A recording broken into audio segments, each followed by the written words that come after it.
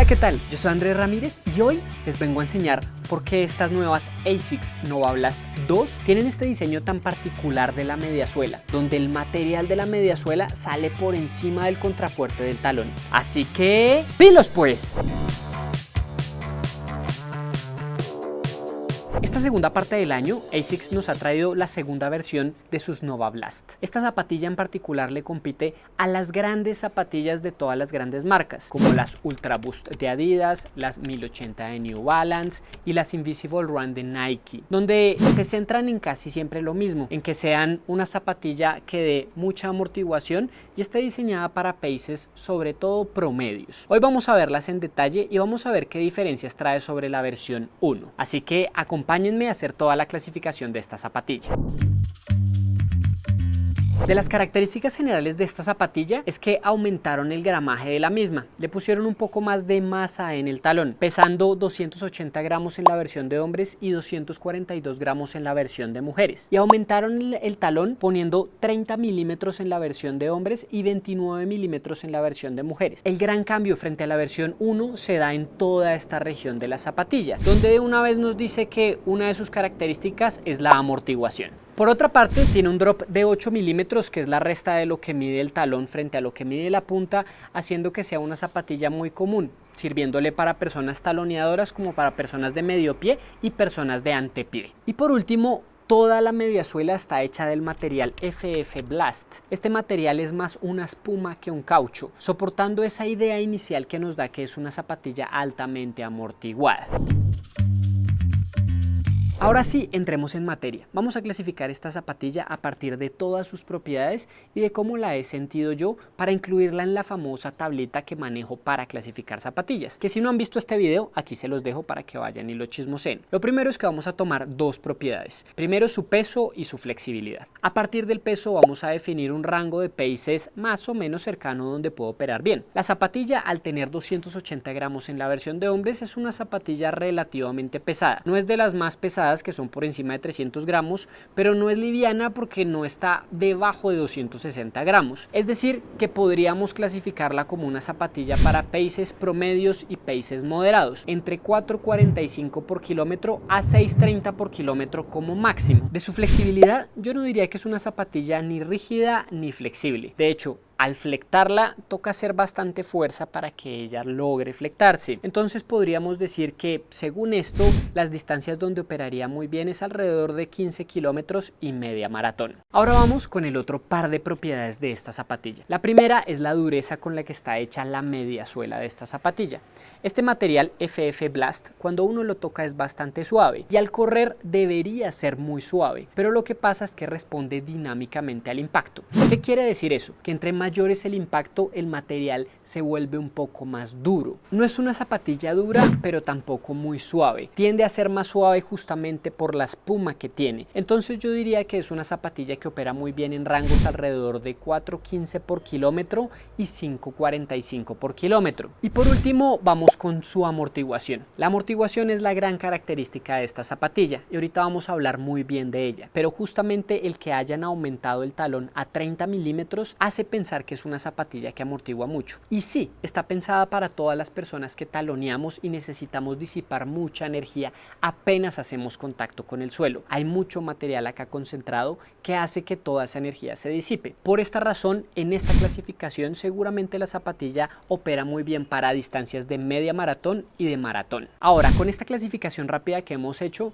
vamos a tomar estas dos clasificaciones y vamos a ver la intersección. Ahí es donde la zapatilla opera bastante bien. Entonces, como vemos, es una zapatilla para usar en media maratón y en paces de 4.45 por kilómetro a 5.45 por kilómetro, que podría funcionar para distancias de 15 kilómetros y también de maratón bajo ciertas circunstancias, y paces un poquito más lentos que eso o un poquito más rápidos. Yo generalmente no la recomendaría en paces más rápidos de 4.30 por kilómetro, justamente por lo que les voy a enseñar ahorita de cómo está diseñado el talón de esta zapatilla. ¿Y cuál es la innovación de esta zapatilla? Pues es la razón por la cual la mayoría de ustedes están viendo este video, y es el diseño de esta mediasuela, que la mediasuela es bastante más ancha que el contrafuerte del talón. Si ustedes pueden ver, la media suela sale, tiene alrededor de medio centímetro más salido de cómo está la zapatilla. ¿Por qué se hace esto? Porque generalmente si yo le pongo más material, geométricamente estoy alterando todo el talón de la zapatilla, haciendo que tenga unas propiedades distintas inerciales. ¿Qué quiere decir esto? Que es más difícil de girar la zapatilla sin aumentarle la anchura a la horma. Esto hace que la zapatilla sí pese un poco más, pero que sea muchísimo más estable, es decir, que no gire tanto. Como es una zapatilla que está diseñada para el promedio de los corredores, está pensada para que todos caigamos en el talón, donde justamente lo que busca es que el talón no gire. De hecho, aquí en el talón tiene un soporte extra rígido, que no sé si escuchan cómo suena. Eso además apoya que el talón no se mueva. Generalmente, para los corredores que somos pronadores, hay dos formas de atacar la pronación en una zapatilla. Uno es en el soporte de arco de la zapatilla, aquí, que ponen generalmente un material de una densidad más alta o un material totalmente rígido, y a veces aquí en la mitad suben el soporte del arco del pie que tiene la zapatilla. Y la segunda forma de atacarlo es el control de movimiento del talón. Esta zapatilla no trae un soporte extra de arco del pie, por lo cual uno diría que es una zapatilla neutra, y por cómo está hecha toda la suela uno diría que también es neutra, pero puede funcionar muy bien para pronadores leves y hasta pronadores normales por este control que tiene a partir de la geometría que tiene la zapatilla. Justamente este fue el gran cambio de las Nova Blast 1 frente a las Nova Blast 2. Buscan más amortiguación y más estabilidad para corridas largas.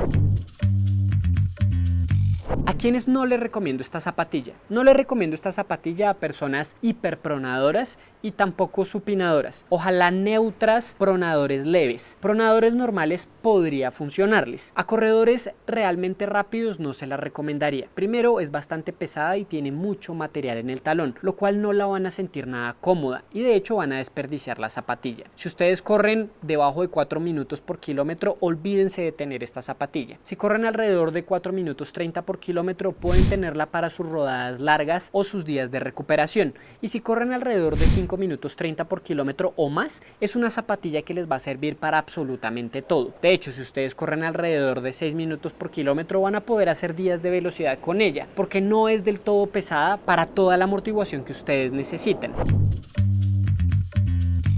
¿Y a quién sí le recomiendo esta zapatilla? Se lo recomiendo a todo corredor que corre alrededor de 5 minutos 30 por kilómetro, que corre medias maratones, que puede llevarlas a maratón eventualmente o correr cosas un poco más cortas como 15 kilómetros, donde su pisada es neutra o pronador leve, donde su técnica de pisada sea más de talón o de medio pie que de punta. Si es antepié, no se la recomendaría para nada. ¿Y para qué entrenamientos? Generalmente para cosas de fondo, cosas suaves de largo aliento, no necesariamente de velocidad. La flexibilidad hace que pueda aguantar cosas de velocidad y que sea una zapatilla versátil, pero generalmente yo la recomendaría para los días largos, meterle kilómetros a esta zapatilla.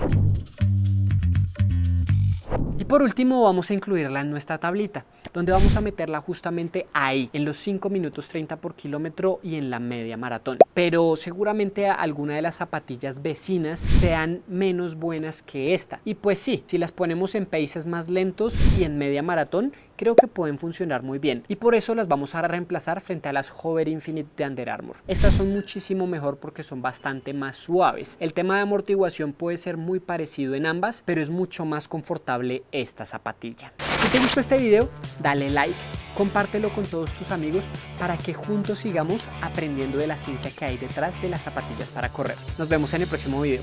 Chao.